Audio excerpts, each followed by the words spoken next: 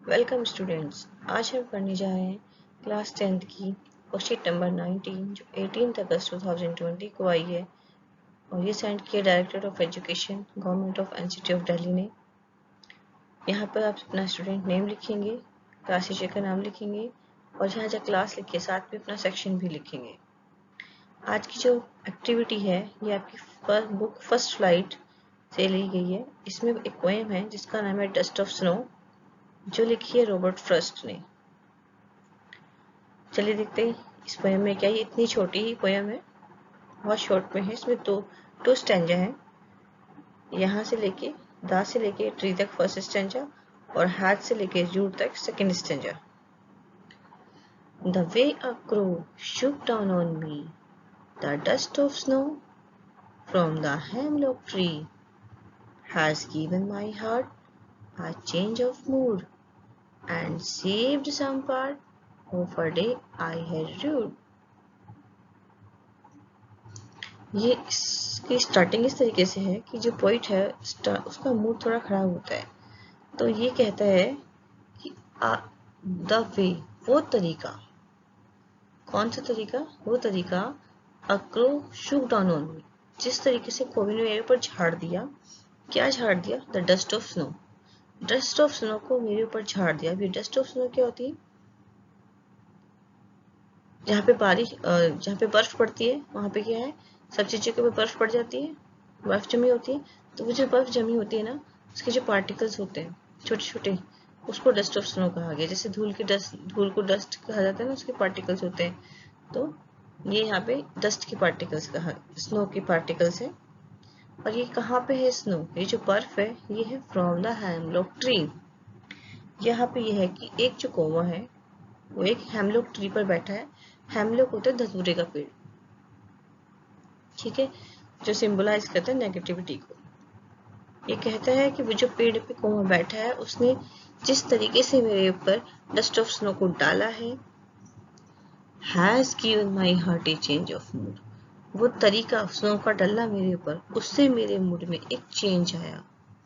And save some part of the day I have rued, और दिन का कुछ हिस्सा बचा लिया बर्बाद होने से।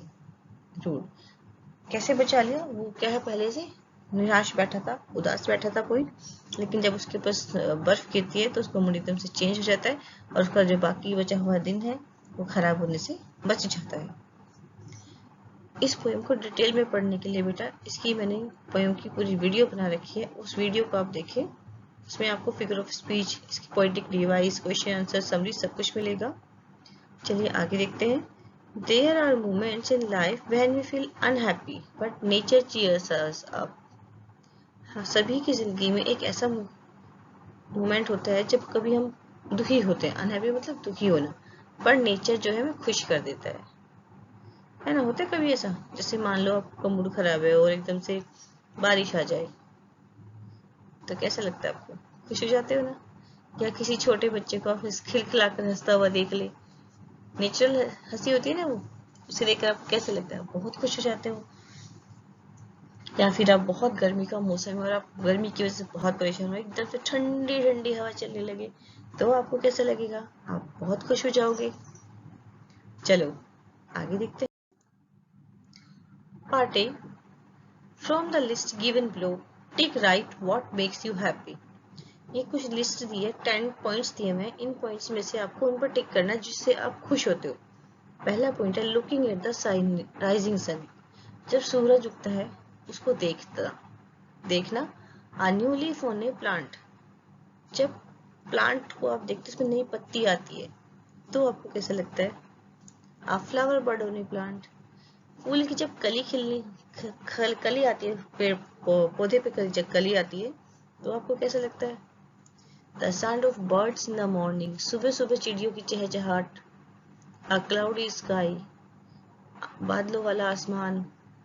Rain on a hot day, गर्म दिन पर बारिश का आ जाना। Birds in a water bath, और बर्ड्स को जब आप नहाते हुए देखते हो तो कैसा लगता है? A dancing peacock, और मोर को नाचते हुए। A star-studded sky, और तारों वाला आसमान। A laughing face, एक हंसता हुआ चेहरा। तो यह सारी चीजें क्या करती है? आपको हैप्पी करती है। आपको इनमें से जो भी चीजें हैप्पी करती है आप उस पर टिक करेंगे। मुझे तो ये सारी ही चीजें हैप्पी करती है तो मैं सब पर टिक करती हूँ।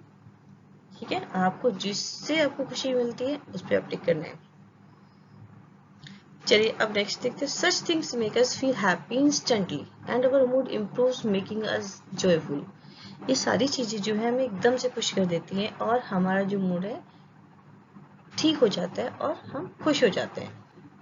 The poet had a similar experience one day. अब यहाँ जो पोएम है इसके बारे में थोड़ा सा शॉर्ट में दिया हुआ है कि पोइट को भी एक ऐसा एक्सपीरियंस एक दिन होता है कि उसका मूड खराब होता है लेकिन एकदम से उसका मूड फिर ठीक हो जाता है और वो खुश हो जाता है। ही वॉज फीलिंग लो मतलब होता है अच्छा फील ना कहना। When a crow on a hemlock tree. जब एक कौवा हेमलॉक ट्री पर बैठा था और उस ट्री पर क्या थी, बर्फ जमी हुई थी।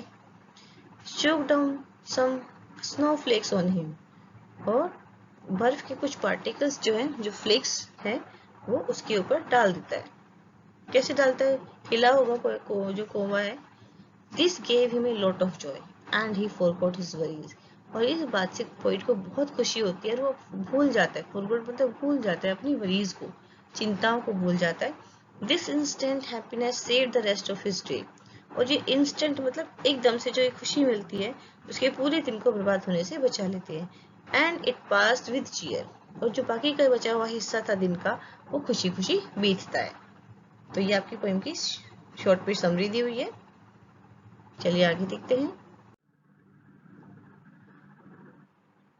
अब देखते हैं इस एक्टिविटी का part 2। Now answer some questions related to this poem. ये क्वेश्चंस है उसी पोएम से रिलेटेड जो हमने अभी पढ़ी है। इनके आंसर्स आपको करने हैं। Question 1, what is the name of the poet. Poet का क्या नाम है। क्या नाम था अभी स्टार्टिंग में बताया था ना। The name of the poet is Robert Frost. What happened due to the presence of crow on the tree? Question number 2, बताइए क्या होता है जब क्रो जो है पेड़ पे बैठता है उसके होने से क्या होता है। टिक द करेक्ट ऑप्शन। 3 ऑप्शन यहाँ पे दिए, तीनों में से कोई एक सही होगा। There was a bird sound, वहां पे बर्ड की आवाज आती है। The tree looked beautiful, पेड़ सुंदर दिखता है। Some snowflakes shook down on the poet, कुछ जो snowflakes है वो पोइट के ऊपर गिरती है। तो क्या होगा इसका आंसर, बताओ। अच्छा, ये जो ऑब्जेक्ट आंसर है ना, अपने आंसर मैच करते रहना मेरे आंसर से और मुझे बताना आपके कितने आंसर सही हुए। आप पता चल जाएगा आपको कितनी पोएम सही है। आप मुझे कमेंट बॉक्स पे लिखकर बताइएगा। चलो, इसका आंसर है सी।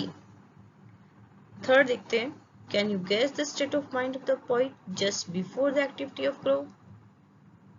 टिक the correct answer. The poet was annoyed and angry. Poet जो चिड़ा हुआ था और गुस्सा था। ही वॉज हैप्पी, वो खुश था। He was in A state of despair, वो निराश की स्थिति में था। क्या होगा इसका आंसर, ये इसका आंसर होगा सी। फोर्थ देखिए। How did the poet feel just after the crow shook down some snowflakes। महसूस करता है जब उसके ऊपर कुछ स्नोफ्लेक्स गिर जाती है। जब कौवा उसके ऊपर झाड़ देता है कुछ स्नोफ्लेक्स को तो उसे कैसा लगता है। टिक द करेक्ट ऑप्शन। इसमें भी 3 ऑप्शन दिए, तीनों में से एक को टिक करना है। तो देखते हैं। He felt even more sad, वो और दुखी हो जाता है। His mood changed, उसका मूड चेंज हो जाता है। He started laughing, वो हंसना शुरू कर देता है। क्या है इसका answer, His mood changed। Fifth से देखिए। Choose the line from the poem which shows that the poet had been sad during the day। आपको पोएम से वो लाइन चूज करनी है जिससे आपको ये पता चले कि उस लाइन को पढ़ के आपको ये पता चलना चाहिए कि पोइट दुखी था। कौन सी लाइन से आपको ये पता चलता है कि पोइट दुखी था, बताओ बताओ। इस लाइन को, has given my heart a change of mood. ये जो 2 लाइन है सेकेंड स्टैंजा की स्टार्टिंग की 2 लाइन से, इनसे पता चलता है। चलिए 6 देखते हैं। What is the correct rhyming scheme used by the poet. Tick the correct option. Rhyming scheme कौन सी यूज की गई है पोइट के द्वारा। तो राइमिंग स्कीम कैसे निकालते हैं बेटा, मैं फिर से बता रही हूँ। इस पोएम की मैंने पूरी वीडियो बनाई हुई है, उस पोएम को आप देखें उसमें हर चीज़ को एक्सप्लेन किया गया है, राइमिंग स्कीम भी उसमें बताई गई है। आपको ये पोएम बहुत अच्छे से समझ में आ जाएगी। तो इसका मैं आंसर बता देती हूँ। ये है इसका answer A B A B. ठीक है, राइमिंग स्कीम निकलती है राइमिंग वर्ड्स से। 7th देखते हैं। Nature can give us a lot of happiness when we are feeling low. Write about one such experience of your life briefly. Explain what made you feel sad and how nature gave you happiness. Nature ने जो है आपको बहुत सारी खुशी देता है। जब भी आप बुरा महसूस करते हो तो नेचर की तरफ से आपको कुछ खुशी मिलती है। ठीक है, अपना एक एक्सपीरियंस आपको शेयर करना है, यहाँ पे शॉर्ट में लिखना है और आपको बताना है कि कब आप दुखी हुए एंड कैसे नेचर ने आपको खुशी दी। You may begin like this. आप कैसे स्टार्ट कर सकते हैं? आपका आंसर यहाँ से स्टार्ट हो सकता है। यहाँ से आप अपना आंसर स्टार्ट कर सकते हैं। यहाँ से लेके ये आपका आंसर स्टार्ट हो जाएगा। यहाँ से देखिए, यहाँ से और ये करेंगे I was not in a good mood that day because. मैं उस दिन अच्छे मूड में नहीं था क्योंकि। क्यों नहीं था भाई अच्छे मूड में, बताइए? क्योंकि आई हैड लो। मैंने इसमें अपना एक्सपीरियंस लिखा है, आपको अपने बारे में लिखना है।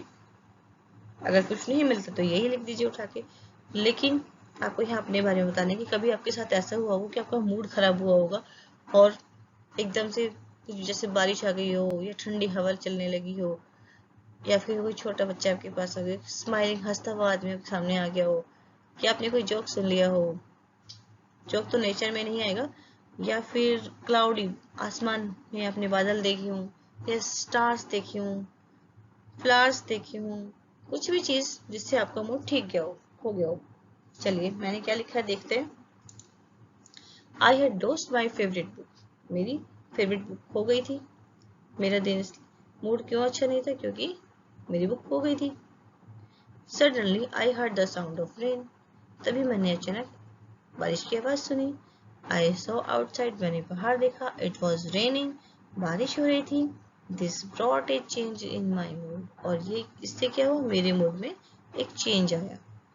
ठीक है, तो आपको ये वर्कशीट जो है कैसी लगी आप मुझे कमेंट बॉक्स में लिखकर बताएं। और अगर ये आपको अच्छी लगी है तो इसे लाइक करें, अपने फ्रेंड्स को शेयर करें और जिसने इस चैनल को अभी तक सब्सक्राइब नहीं किया है वो इसे सब्सक्राइब करें।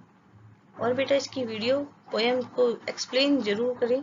इस पोएम की एक्सप्लेनेशन के लिए इसकी वीडियो जरूर देखें जो मैंने डाली है। उसका लिंक आपको इसके डिस्क्रिप्शन बॉक्स में नीचे मिलेगा और ऊपर आई बटन होता है वहां पर भी मिलेगा। और लास्ट में जब ये वीडियो एंड हो जाएगी वहां पर भी आपको उसका लिंक मिल जाएगा। और उसका नाम है, क्या नाम होगा बताओ? Dust of snow. ऑब्वियसली जो पोएम का नाम है वही होगा। चलिए मिलते हैं एक और नई वीडियो के साथ। तब तक के लिए थैंक यू स्टूडेंट्स।